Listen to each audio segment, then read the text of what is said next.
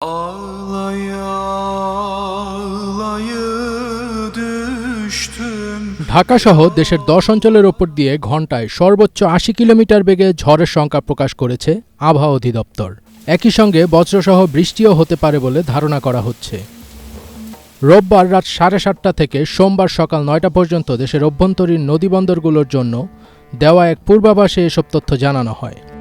বিজ্ঞপ্তিতে বলা হয়েছে, টাঙ্গাইল, ময়মনসিংহ, ঢাকা, ফরিদপুর, বরিশাল, পটুয়াখালী, নোয়াখালী, কুমিল্লা, চট্টগ্রাম এবং সিলেট অঞ্চলের ওপর দিয়ে পশ্চিম উত্তর পশ্চিম দিক থেকে ঘণ্টায় 60 থেকে 80 কিলোমিটার বেগে দমকা অথবা ঝড়ো হাওয়া সহ অস্থায়ীভাবে বৃষ্টি অথবা বজ্রসহ বৃষ্টি হতে পারে। তাই এসব এলাকার নৌবন্দরগুলোকে 2 নম্বর হুঁশিয়ারি সংকেত দেখাতে বলা হয়েছে। এদিকে আবহাওয়ার 24 ঘন্টার পূর্বাভাসে দেশের 8 বিভাগেই টানা 3 দিন বৃষ্টিপাতের কথা বলা হয়েছে। সেই সঙ্গে তাপমাত্রা কমারও পূর্বাভাস মিলেছে।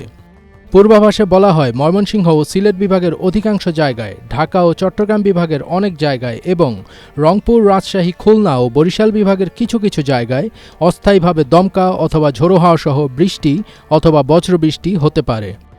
সেই সাথে কোথাও কোথাও বিক্ষিপ্তভাবে শিলাবৃষ্টিও হতে পারে। দ্বিতীয় দিনের পূর্বাভাসে বলা হয়, ময়মনসিংহ ও সিলেট বিভাগের অধিকাংশ জায়গায়, ঢাকা ও চট্টগ্রাম বিভাগের অনেক জায়গায় এবং রংপুর, রাজশাহী, খুলনা ও বরিশাল বিভাগের কিছু কিছু জায়গায় অস্থায়ীভাবে দমকা অথবা ঝোড়ো হাওয়া সহ বৃষ্টি অথবা বজ্রসহ বৃষ্টি হতে পারে। সেই সাথে কোথাও কোথাও বিক্ষিপ্তভাবে শিলাবৃষ্টি হতে পারে। সারা দেশে দিন এবং রাতের তাপমাত্রা সামান্য হ্রাস পেতে পারে।